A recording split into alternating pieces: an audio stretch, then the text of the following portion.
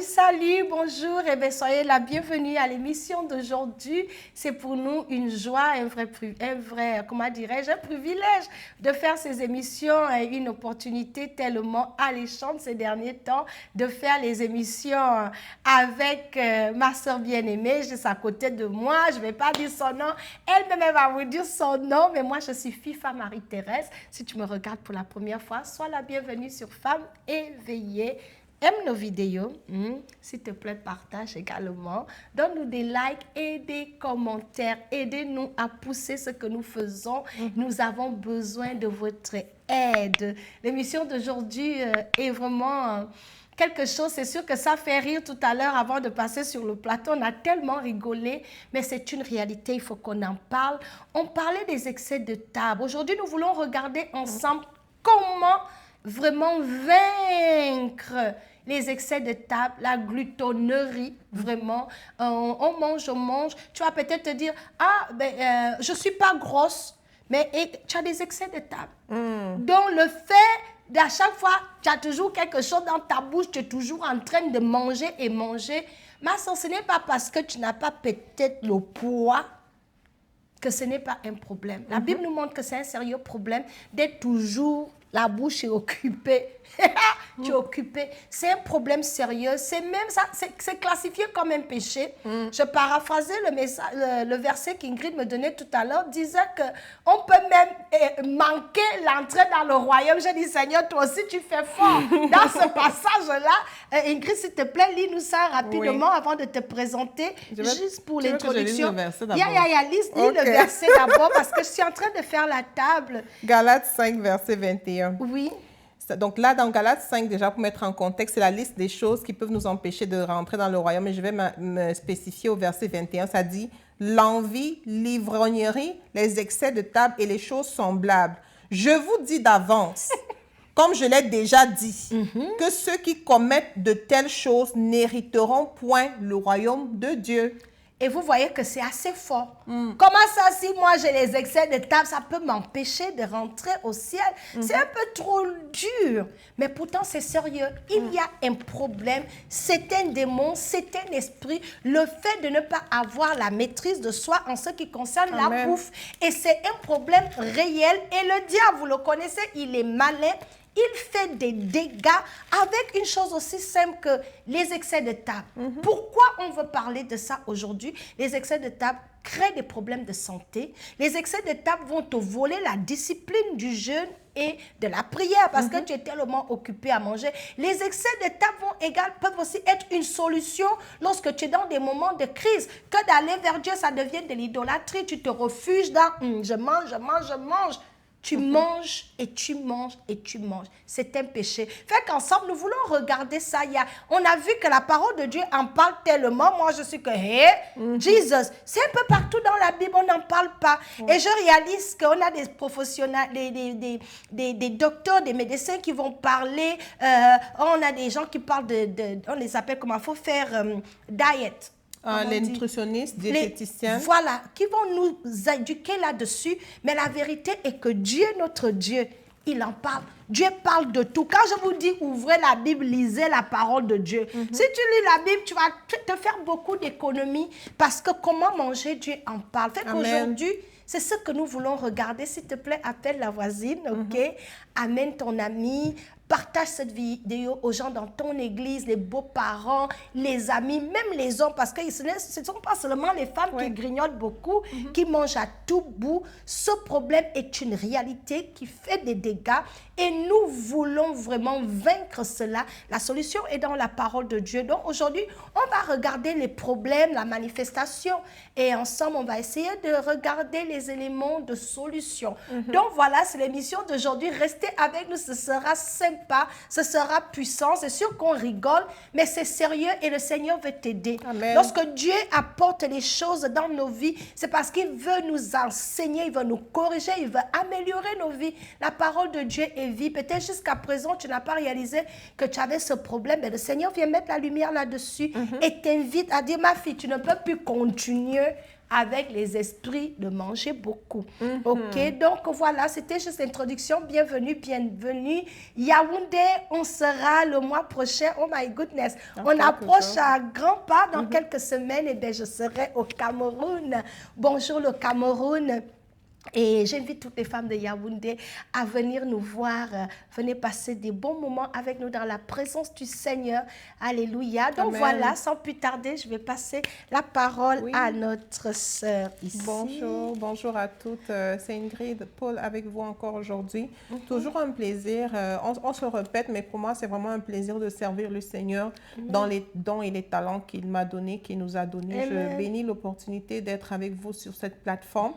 Femmes éveillées, c'est une émission qui date déjà à 5 ans. On a fêté les 5 ans de Femmes éveillées. Et donc, d'avoir l'opportunité de pouvoir venir sur ce plateau, c'est vraiment un privilège. Je bénis le Seigneur pour cela. Et donc, aujourd'hui, on parle d'un problème qui peut être pris à la légère ou alors même qui peut être, entre guillemets, amenué. On peut voir la gravité, mais dans un sens tout aussi léger, quand je dis léger, entre guillemets, physique.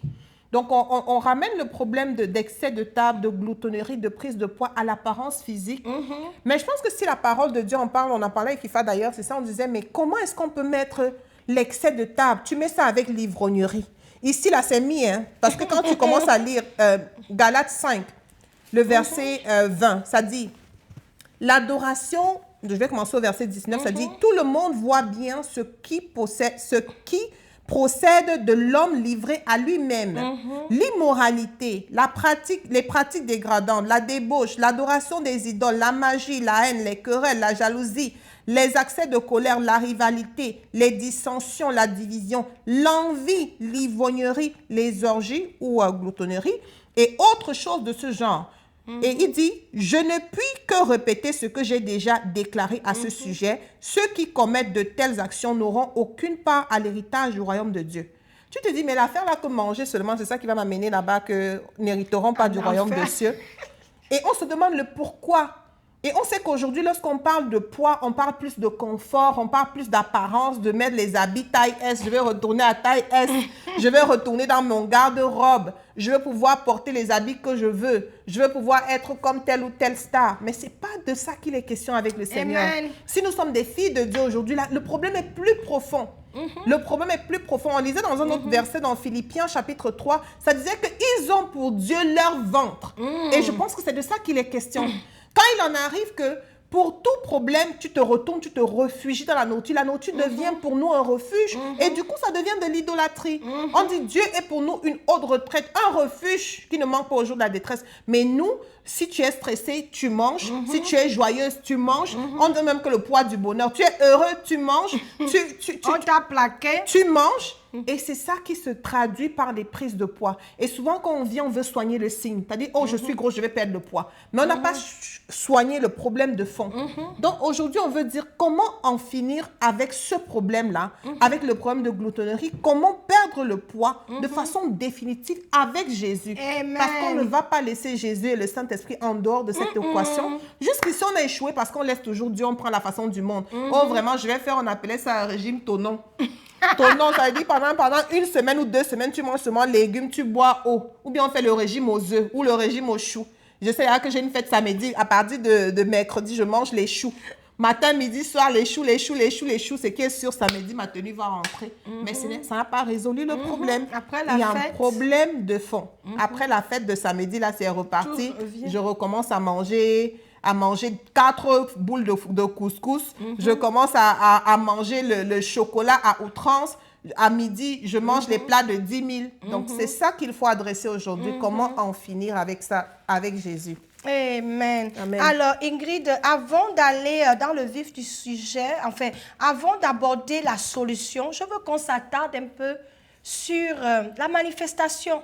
Parce qu'il y a certaines personnes qui se disent « Ah, moi, je n'ai pas ce problème-là. » Mais on veut vraiment voir comment ça se manifeste, comment tu peux identifier si tu as ce problème-là.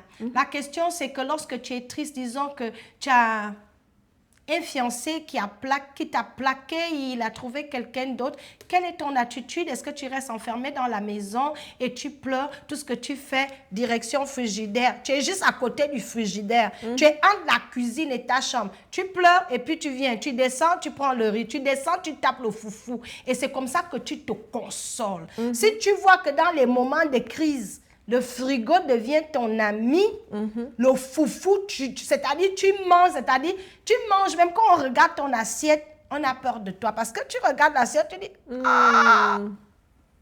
tout ça c'est pour toi.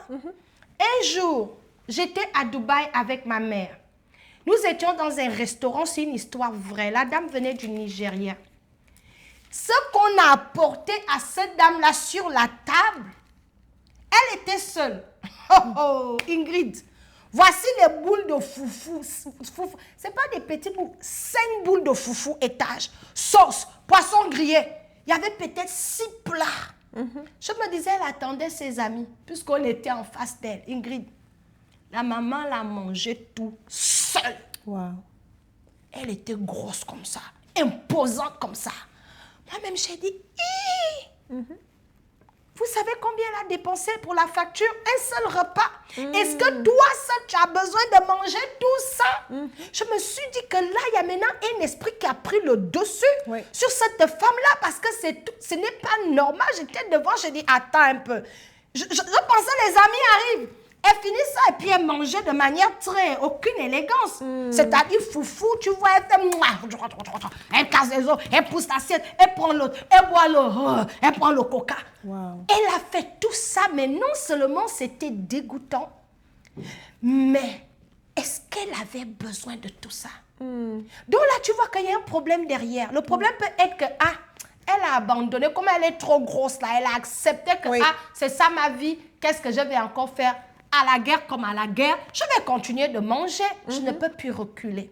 Donc ça, c'est quelqu'un qui a déjà give up on herself. Exactement. Give up on herself, on dit give up là comment? Abandonné. Elle a déjà... Elle a déjà accepté ça. Elle a déjà abandonné tout projet de restauration par rapport à cela. Parce que manger autant de bouffe dans un restaurant public, ma mère connaît l'histoire, j'étais choquée, je regardais la dame là comme ça.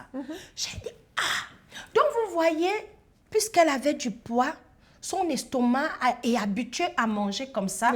Donc, elle ne peut pas manger des petites quantités parce que dans son esprit, elle ne se voit pas manger une assiette légumes équilibrée.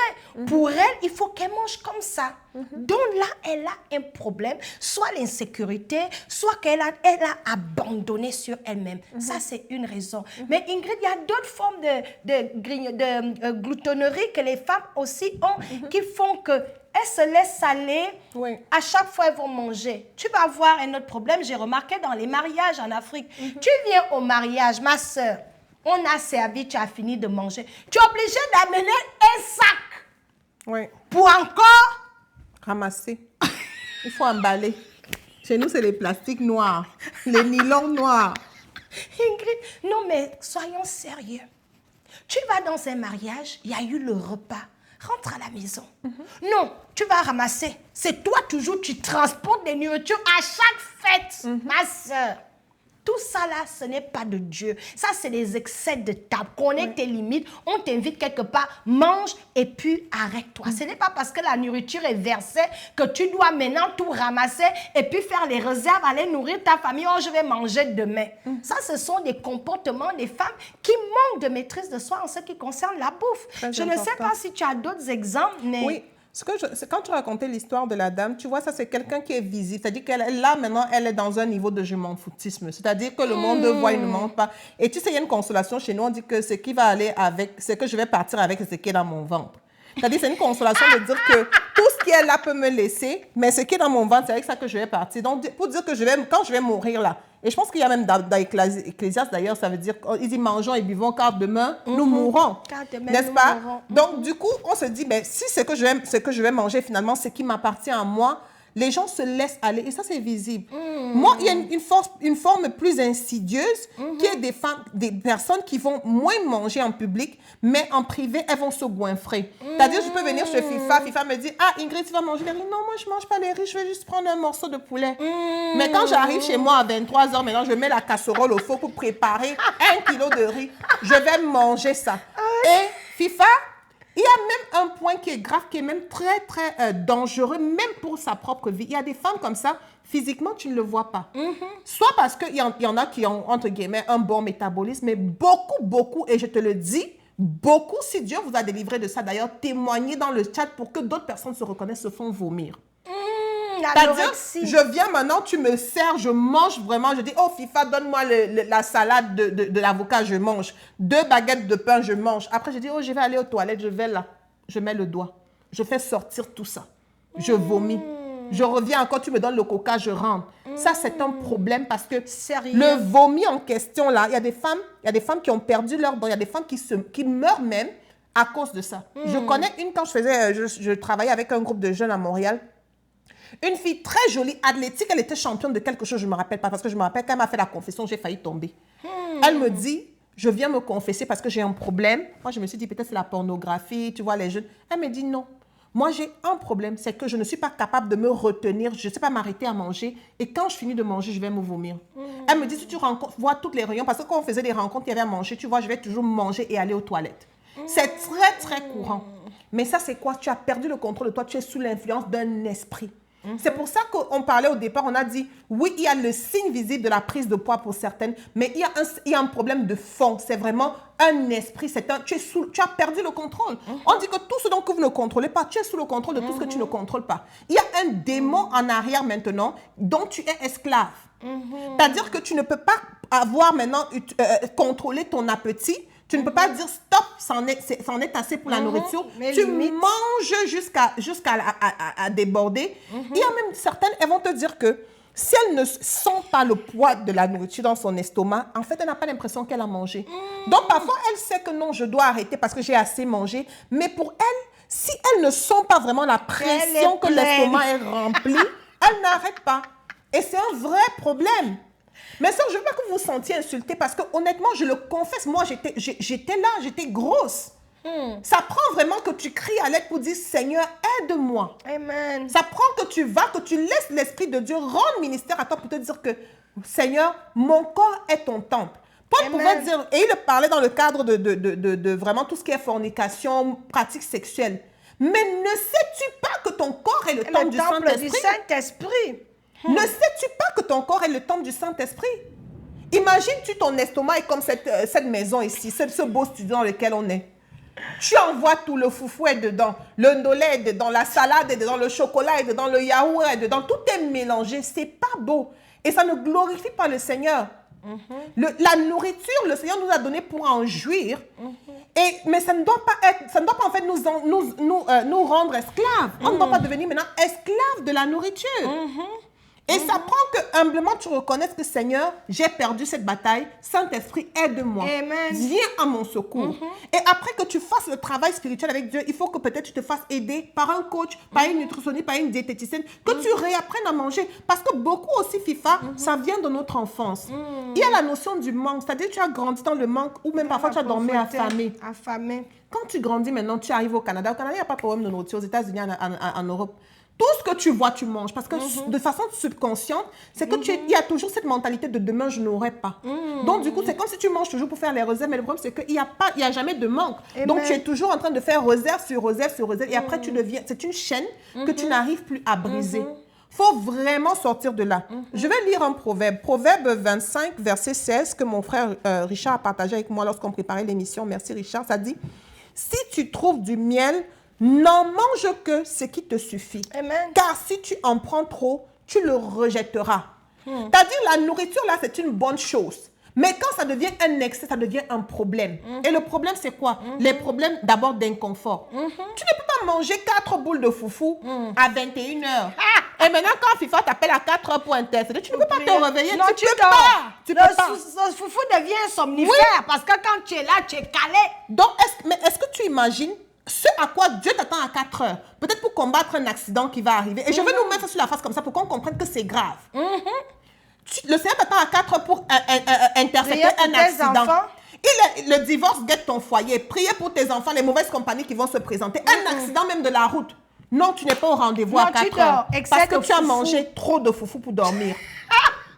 Tu finis de jeûner, 3 jours de jeûne, et maintenant, vraiment cet esprit de manque-là vient et tu manges à la folie alors qu'il y a un suivi qui doit être fait. Amen. Tu dois rester connecté à l'esprit pour pouvoir continuer le combat. La nourriture brouille notre connexion avec Dieu. De la même façon que c'est en fait un élément pour nous permettre de vivre, à un moment, ça devient un poison. Si tu es une femme de Dieu, homme de Dieu, tu es appelé à quelque chose. De toute façon, nos enfants de Dieu sont appelés à plein de choses. Ça nous prend vraiment de dominer sur notre corps, dominer sur nos appétits. Pas seulement les appétits sexuels, les appétits de boissons, mais la nourriture qui peut devenir un poison si nous le laissons devenir un poison. Donc, c'est vraiment important de prendre ce problème au sérieux, FIFA. Wow. Merci beaucoup, Ingrid. Les excès de tout tue. Je vais lire pour nous Proverbes chapitre 23. Je veux qu'on aborde ensemble pour voir encore quelques points, Ingrid, sur les conséquences. Les gens ne réalisent pas que lorsque tu es esclave de quelque chose, quelqu'un peut-être son excès c'est boire, tu deviens ivrogne. L'ivrognerie appauvrit. Amen. Les excès de table aussi appauvrissent parce que tout ton salaire, tu ne peux pas épargner pour dire que je vais épargner pour m'acheter une voiture. Non, tu souffres dans les clous, on appelle les taxis façon au pays là. On appelle le PEP. Le PEP, voilà. Toute une vie, car tu as 50 ans, tu ne fais que prendre le PEP. Ou la moto. Tu prends les motos, les kékés, on appelle ça Siminja. Toute une vie, depuis que tu es à l'école primaire, tu prends Siminja. Aujourd'hui, tu as 50 ans, tu es encore dans moto. Mais pourtant, tu as un boulot. Qu'est-ce qui fait que tu n'as pas pu améliorer ta vie de quitter de moto à acheter ta propre voiture? Parce que tout ton salaire, tu travailles pour manger. Donc, les excès de table, c'est dangereux parce que ça nous appauvrit. Ce n'est pas moi qui le dis. Voyez ce que la parole de Dieu dit rapidement. Proverbe chapitre 23, on va lire le verset 20. La parole de Dieu dit, « Ne sois pas parmi les buveurs de vin, parmi ceux qui font des excès de viande. Ah, toi, si on t'a présenté légumes, nous les Africains, on ne mange pas la salade. On t'a servi une salade. Est-ce qu'on a même mangé chez elle, elle nous a donné la salade. Toi, c'est viande. Dieu dit, c'est qui... Il dit, ne sois pas parmi ceux qui font des excès de viande, car l'ivrogne est celui qui se livre à des excès s'appauvrissent. Dit la Chez moi, ça dit, car l'ivrogne et le gourmand tombent dans la misère. Relis ta version. J'aime la version. Oui, verset 21, ça dit, car l'ivrogne et le gourmand tombent dans la misère. FIFA, laisse-moi faire un cas pratico-pratique. Je parlais de ça, je pense, avec mes jeunes sœurs lorsque je leur parlais de planification financière. On ne réalise pas. Ici, on a ce qu'on appelle, tu connais Tim Hortons ou Starbucks. Oui. C'est-à-dire, c'est un truc ici en Amérique. En Europe, je ne pense pas qu'on a ça, vous ayez ça beaucoup. Mais en Afrique aussi, tu peux prendre maman beignet haricot ou bien pain chargé. Chaque matin, là, tu vois, tout le monde a une tasse, là, c'est écrit Starbucks ou Tim Hortons. OK. Toi, tu as un salaire. Disons que tu gagnes $20 de l'heure. Le matin, tu t'en vas à Tim Hortons. Tu prends la tasse de café. Starbucks, alors c'est grave. Café à $6. D'accord, tu as la tasse de café, $6. Ça, c'est le matin à 7 h quand tu arrives au travail. $6 le café. Tu prends maintenant un sandwich. Sandwich maintenant aussi, $11. OK? Ça fait combien? 6 plus 11, $17. $17. Et souvent, on te dit, non, on va faire ça un repas. Est-ce que tu vas ajouter un beignet sucré, un combo? Des frites. Un peu des frites dedans ou bien un truc sucré. Ça te fait un total. Maintenant, tu as quitté le 17, ça fait 20. $20. Maintenant, on fait les taxes 22. Et parfois, quand tu es avec les copines, tu ne veux pas faire la chicha. Donc, tu mets un peu les tips. Donc, tu fais $25. Ça, c'est le matin. Tu vas maintenant, tu travailles 8 heures. Maintenant, il est 12 heures. Et c'est la pause. Tu es encore avec la copine. Oh, où est-ce qu'on mange aujourd'hui? Machin. On va... Cactus Club. Oh non, ça c'est aussi quand même élevé. Allons au food court. Allons même à McDonald's. McDonald's, maintenant, tu vas prendre un burger avec des frites et le coca. Ça fait un combo de 3. Ou si tu ne veux pas, tu vas chez les Chinois, là, tu vas prendre un repas de nouilles chinoises. Ça, c'est encore garanti à notre 20 ou 25 $. Plus avec l'inflation. Soyons même un peu gentils. Moins cher. Donc, ça te fait même, disons, 20 maintenant plus 25, ça fait 45 $. Tu quittes maintenant, tu rentres le soir. Il y a quoi? Vraiment, tu as trop travaillé. Tu ne vas pas manger quand même le riz avec la sauce d'arachide. Je vais commander. Tu commandes. Il y a Uber Eats. Uber Eats. Il y a même encore quoi encore là? Tu commandes la nourriture. Uber Eats, on te livre. On te livre. À la porte. Tu ne peux pas préparer. Non. Plus ils attendent aussi le pourboire. Au Canada, on est grand dans le pourboire. Oui. 18% 18. sur ce que tu as dépensé. 40 $. Un jour. Tu as déjà non, ça fait 40, c'est ça, 40 plus 20, plus 17. Plus machin. On est gentil, même faisons que ça fait 80 $ dans une journée. Tu es parti travailler 20 $ de l'heure, tu as travaillé 7h30 ou 8 heures de temps. Donc, tu as travaillé 8 heures. Sur 160 $ que tu as travaillé, tu as déjà mangé la moitié dans une journée. Entre-temps, tu as le loyer, tu as les factures à payer, le téléphone, le transport. Les économies que tu dois faire. Donc, est-ce que vous comprenez quand la Bible nous dit? Parce que le même Proverbe 23, le verset 2, ça dit « Refrène ton appétit si tu es un glouton. Ne te laisse pas tenter par les bons plats, car il se pourrait que ces plats soient décevants. » Donc, pour dire même que parfois, tu finis de manger le McDonald's, tu te dis que, vraiment, c'est même ça n'a pas de goût, en fait. Non, ça n'a pas de goût, c'est la malbouffe. C'est la malbouffe. Mais aujourd'hui, demain, tu reproduis la même chose pendant 10 jours. Tu vas être pauvre, tu vas t'appauvrir, tu ne peux rien construire. Donc, soyons conscients, nous sommes des femmes qui avons des appels, nous sommes des hommes, on a une vie à bâtir et on ne peut pas être soumis au Dieu de nos ventres. Ce n'est pas possible. Et si tu comprends ça, tu internalises cela, tu te répands devant le Seigneur. Et tu fais partenaire avec le Saint-Esprit. Je le dis de mon expérience. Tu fais partenaire avec l'Esprit de Dieu pour dire, Seigneur, je veux sortir de là. Amen. Parce que de un, tu ne peux même pas aller évangéliser, le corps pèse. Et ça, c'est sans compter la maladie. Et la maladie, bien sûr, d'amener la maladie parce que Dieu veut que nous soyons good stewards, que nous soyons des bons gestionnaires, des bons intendants. Comment tu gardes ton corps si ton corps est ce que tu utilises pour aller évangéliser et puis tu entretiens mal ton corps? C'est déjà même un péché parce que notre corps est le temple du Saint-Esprit, donc on doit être corps, âme et esprit en harmonie avec Dieu. Les excès de table nous affectent au niveau de la santé. Ça t'affecte même dans ton intimité avec ton mari. Parce que plusieurs femmes, tu arrives sur le lit, tu dors comme un cadavre. Mais c'est tout ce que tu manges. Les haricots, tu manges trop. Ça te crée des gaz. Tu arrives au lit. Tu ronfles. Ça donne même des odeurs corporelles. Même les jeunes filles. Parce que quand tu es fatigué, tu vas aller maintenant, après le travail, là, tu vas aller à la réunion de prière. Et c'est là-bas que tu vas aller trouver le frère. Tu vas trouver le frère. Mais tu es fatigué, tu es toujours lasse. L'argent même que tu mets dans la nourriture, tu peux mettre dans les cheveux, tu peux mettre dans les habits, mais c'est pas le cas. Aller à la gym, faire un peu de sport, mais non, tu dois manger. Dans manger, là, ça affecte ta santé, hein? Ça t'appauvrit de même l'intimité dans le couple. Tu ne peux pas donner le meilleur à ton mari si tu es rempli avec le foufou. Tu es ballonné, le ventre, tu es... Oh, Jesus! Tu es ballonné d'un ballonnement que non. Quand on te touche, tu es parti, en fait. C'est le foufou qui te dépasse. Donc, tu n'es même pas efficace et rentable. Ni pour Dieu, ni pour ton mari. Ni même au travail. Ni même au travail. Tu es au travail, on dort. Tu arrives à l'église. Le pasteur a commencé à prêcher. Tu dors. J'ai sommeil. Il a dit quoi? Tu dors à l'église. Donc, la malbouffe n'est pas de Dieu. Amen. Nous devons servir le Seigneur avec nos membres, avec notre corps et en bonne santé. Amen. Comment en être délivré rapidement avant de clôturer passer on a commencé à en parler, mais il faut prier. Il faut faire le bilan de ta vie. Il faut reconnaître que c'est une faiblesse, c'est un péché. Il faut l'appeler par son nom. C'est un péché, c'est une dépendance. Et comme le drogué, parce que nous, on prêche, on dit, drogué, va voir Seigneur. Ivrogne, vas-y, mais la nourriture aussi, c'est ça. Il faut aller au Seigneur, au pied de la croix avec ça. Il faut prier, il faut se repentir. Il faut faire un avec l'Esprit de Dieu pour travailler sa maîtrise de soi. Il faut également se faire accompagner. Aller rencontrer des diététiciens. Apprenez. Il y a maintenant beaucoup de chaînes. Tu as peut-être une sœur à côté de toi qui a perdu le poids. Ne sois pas jalouse. Demande-lui comment tu as fait. Elle va te montrer comment manger. Peut-être remettre en place un programme de jeûne. Et je dis toujours, dans le ministère, je le dis souvent, je dis, on a un ministère qui fait que tu ne peux pas être grosso. Moi, dans les lieux, on n'a jamais maigri. Si tu jeûnes vraiment le lundi et tu jeûnes vraiment le jeudi, honnêtement, tu ne vas perdre du poids. Donc, vraiment, faisons un avec le Seigneur et soumettons-nous complètement à Dieu, corps, âme et esprit. Amen. Et si c'est difficile, faites-vous accompagner. Prenez un coach, allez voir un nutritionniste et demandez conseil à des aînés, à des sœurs pour vous sortir de là pour un changement complet et total et non pas un changement superficiel. Donc, vraiment, FIFA, le but n'était pas de choquer, mais c'était vraiment de mettre dans nos visages vraiment que c'est grave et vraiment adresser la chose pour la gloire de Dieu. Amen. Donc voilà, c'était tout. Soyez encouragés.